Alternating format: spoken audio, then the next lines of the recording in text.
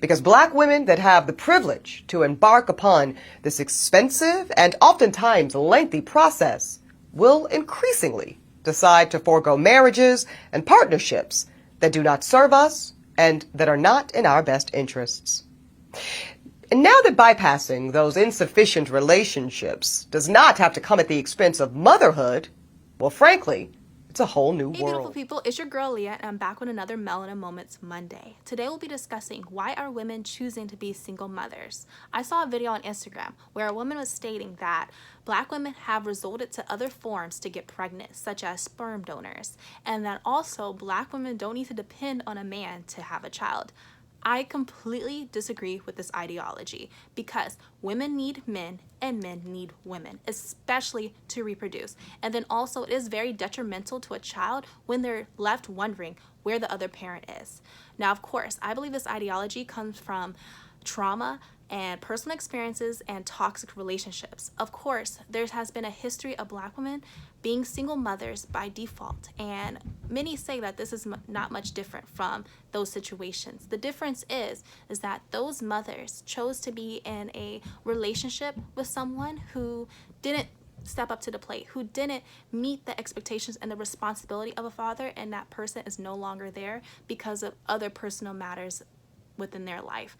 Now, I'm not speaking of the women who chose to be committed or even were in a failed relationship and now they're left raising a child by their own, on their own. Now, I completely, of course, disagree with anyone having the responsibility to raise a child on their own. It takes two to raise a healthy child. It takes two to raise a stable child. It takes two to raise a child where they know that both parents are there for them, to support them, and to love them. Now, let's go back to this video about Black women not needing a man to be the father of their child. We need to get out this mindset of Black women or just women in general not needing a man, because it is designed, naturally it's designed for men to need women and women to need man. By default, like, it becomes a situation where if we continue this ideology, it will become such a damaging effect on the next generation where they do not know how to work together without bickering and fighting. They won't know how to disagree with one another without insulting each other. Now, like I said, we need to move away from that ideology of not needing a man. Now, of course, there's other factors to why a woman chooses to have a sperm donor. I read a comment where a man was mentioning that many women who are over the age of 35 may believe that they're running out of time to have a child because, of course, there's other health risks that come into factor when a woman chooses to have a child over the age of 40. And I completely understand that. I completely understand that that there's women who still desire to be a mother, but they haven't found a suitable partner yet to be romantically involved with, so they can have a child with that person. Now, in these situations, I would suggest for that woman to reach out to family and friends, asking their thoughts, asking their advice on the situation.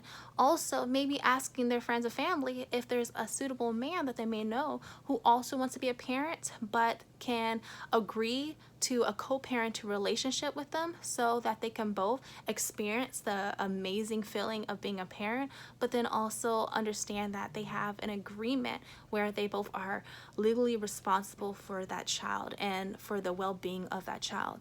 Now, I'm not saying just go with any man. I'm not saying just the first man that you meet or the first man your family suggests. I'm saying finding a man who has similar values and similar characteristics to you and has a similar parenting style. But of course, this takes time. It's a process.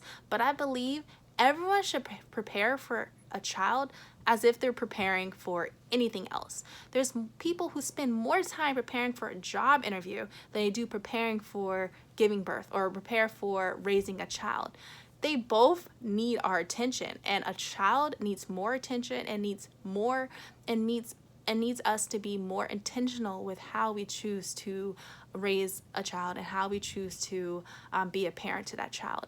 So the process will be lengthy, but it's going to be very rewarding when you know that the person that you chose to have a child with is on the same page as you. Now, of course, like I said, it's a lengthy process. And how does this start? Like if you're going on a date. Like if you're getting to know someone, you start by asking questions. You start by asking their true intentions, what they really want, their expectations, their parenting style, how their home values, their background.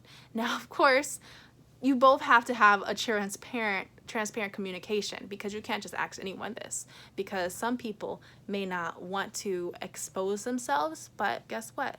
That's a red flag, and that is going to prevent you from being involved with someone who is not going to be the right person for that role as a father. So you need to take your time. We need to make sure that we're preparing and planning to have children, so we can avoid the unnecessary conflict that comes with two people who hate each other but chose to lay down with each other. Now, both men and women are responsible for these situations, and both men and women are responsible for fatherless and motherless children, because both individuals chose to lay down and be intimate with each other unprotected. Now, I'm not speaking on people who choose to use protection when they choose to be intimate with each other. I'm speaking on the ones who intentionally are unprotected when they're having sex, and understanding that, and they necessarily don't take in consideration that there's going to be repercussions and consequences to their actions. We have to make sure that we are being very, very intentional with who we choose to lay down with unprotected, because we can end up pregnant. And if we end up pregnant, you cannot force that person to be a good father to your child.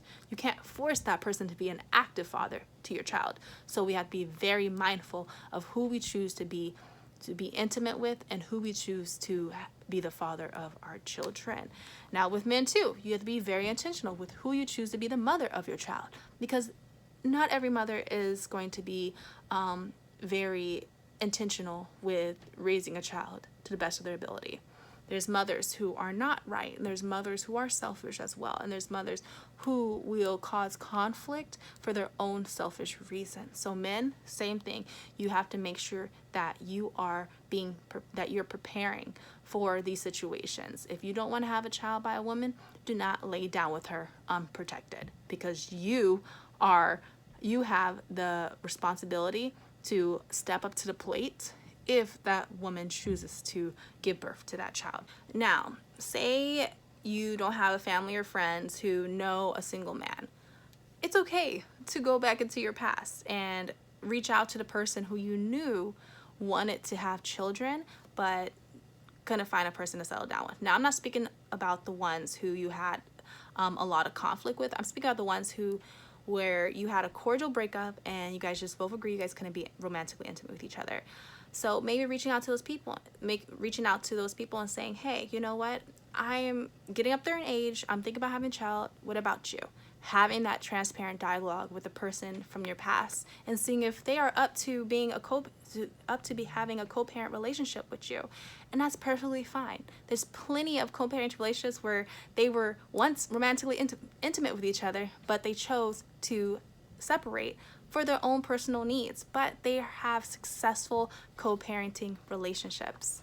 Another suggestion is going on a dating site, maybe a single parent dating site, and reaching out to people who you think would want to continue their family, and seeing what they think about having a co-parent relationship, especially if you guys don't see each other being romantically involved with each other. Now, I hope everyone finds someone to be romantically involved with if they go on a dating site, but realistically, that's not going to happen. So making sure that you have your options when finding someone to be a suitable parent to your child, because if you choose to have a child and that child doesn't have a biological father, you cannot expect a step parent to fill those roles. You can't expect a step parent to feel obligated to be the parent of your child, because at the end of the day, that's not their responsibility. Now, it's great if they do, but it's not their responsibility. It's not their obligation, and it's not fair to them. So I would say reaching out to family, friends, reaching out to a dating app, or reaching out to people on dating apps. Also reaching out to someone from your past and seeing if they can be a suitable partner and a suitable parent to your child. Because let's stop these fatherless and motherless homes. Let's stop the toxic cycle of having children who do not know the other parent.